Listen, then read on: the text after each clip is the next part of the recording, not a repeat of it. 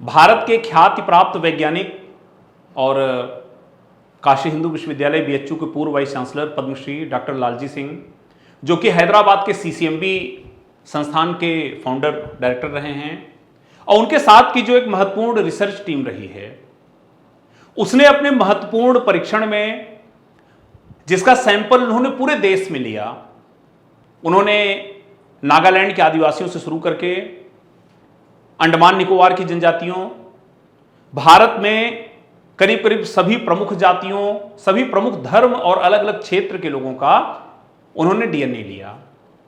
और इसके बाद जो उनका निष्कर्ष था वो बेसिकली अलग अलग भाग में पब्लिश्ड हुआ।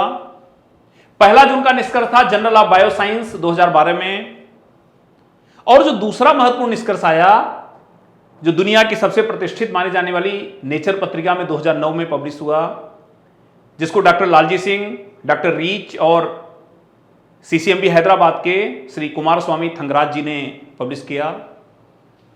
अपने शोध पत्र में आखिर इन्होंने क्या निष्कर्ष दिया?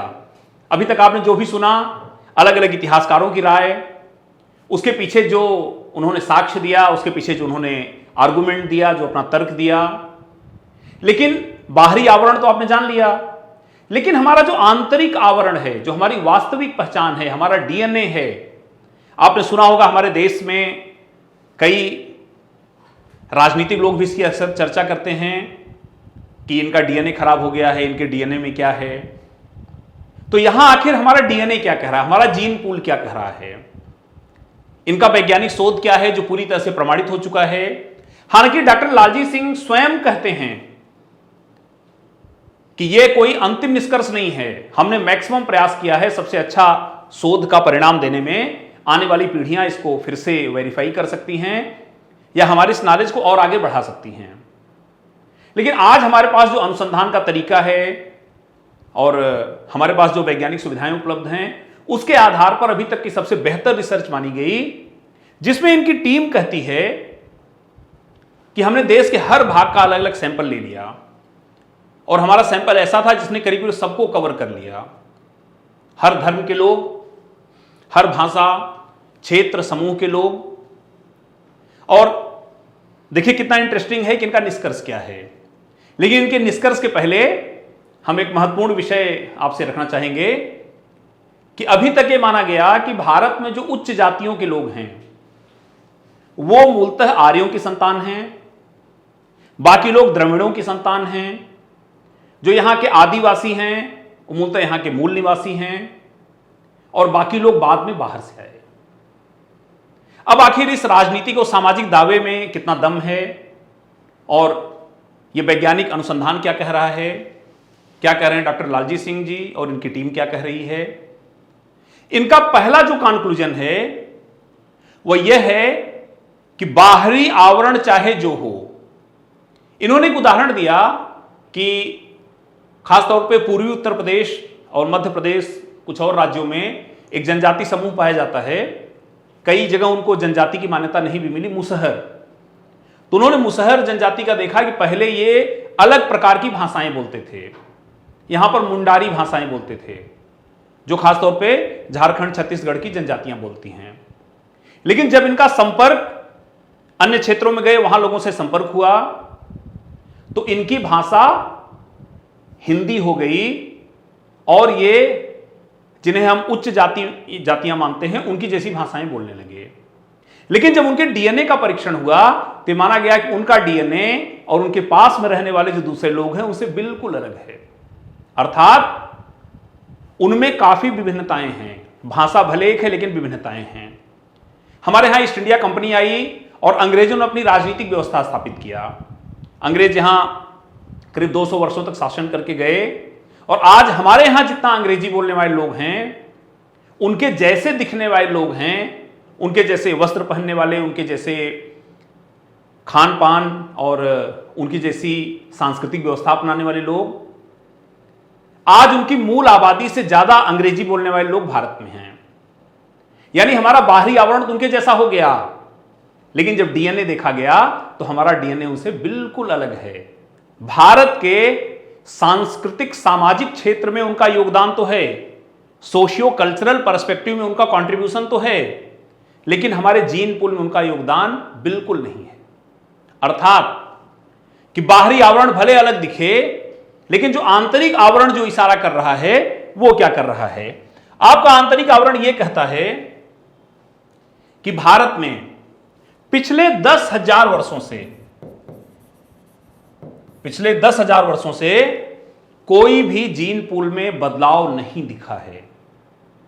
इसका अर्थ यह है कि चाहे अंडमान में रहने वाले जनजाति लोग हों, पंजाब में रहने वाले लोग हों, कश्मीर में रहने वाले लोग हों, कन्याकुमारी में रहने वाले लोग हों, या उत्तर प्रदेश, मध्य प्रदेश, राजस्थान में रहने वाले लोग हों, वे कोई भी भाषा बोलते हों, कोई भी धर्म उन्होंने अपना लिया हो, उन्होंने किसी प्रकार की संस्कृति अपना ली हो, लेकिन उनका जो डीएनए है वो पूरी तरह से एक जैसा है।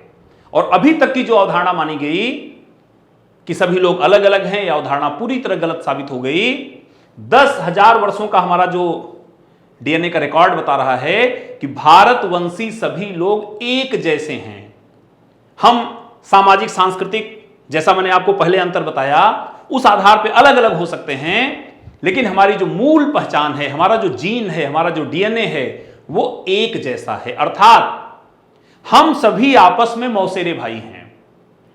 कोई भी भिन्नता नहीं है हमारे डीएनए में, एक जनजाति व्यक्ति के डीएनए में, एक अमीर के डीएनए में, गरीब के डीएनए में, हिंदू मुस्लिम सिख ईसाई के डीएनए में, या किसी भी प्रकार का जो होमोसेपियंस सेपियंस का विभाजन है, वो अलग अलग किसी भी प्रकार में अलग दिख सकता है। लेकिन जो विज्ञान प्रमाणित करता है अपने शोध के आधार पर, वह बताता है कि हम सभी भारतवंशी एक ही व्यक्ति की संतान हैं। अर्थात हमारा जो डीएनए है वह एक जैसा है और उसमें किसी भी प्रकार का अंतर नहीं है।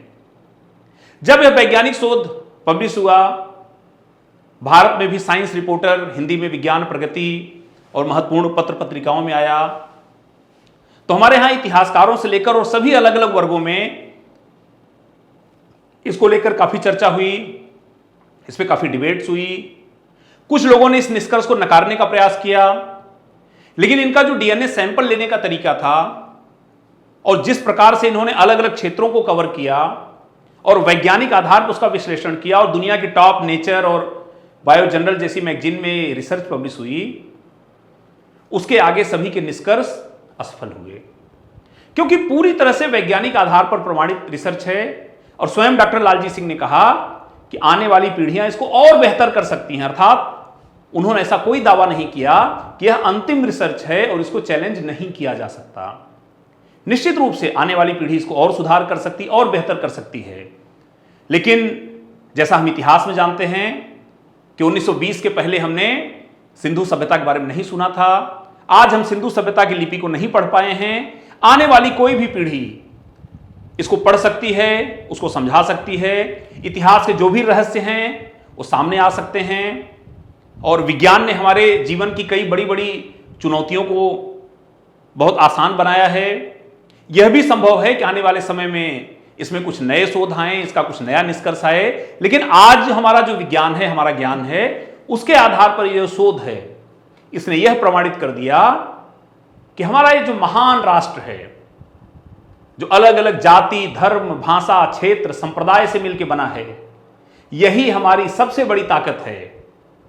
और हमारी अज्ञानता देखिए कि हम धर्म के आधार पर संघर्ष करते हैं, धर्म में भी संप्रदाय और पूजा पद्धति के आधार पर, पंथ के आधार पर संघर्ष करते हैं। हमारे देश में जाति के आधार पर संघर्ष है, भाषा के आधार पर संघर्ष है, हम क्षेत्र के संस्कृति के आधार पर संघर्ष करते हैं, अमीर गरीब के आधार पर संघर्ष करते हैं। लेकिन हम ये भूल जाते हैं कि बाहरी आवरण कुछ भी हो, लेकिन हमारे अंदर का जो हिंदुस्तान बसा हुआ है, हमारा जो भारत हमारे अंदर बसा है, हमारे नसों में, हमारे डीएनए में, वो कभी अलग नहीं हो सकता।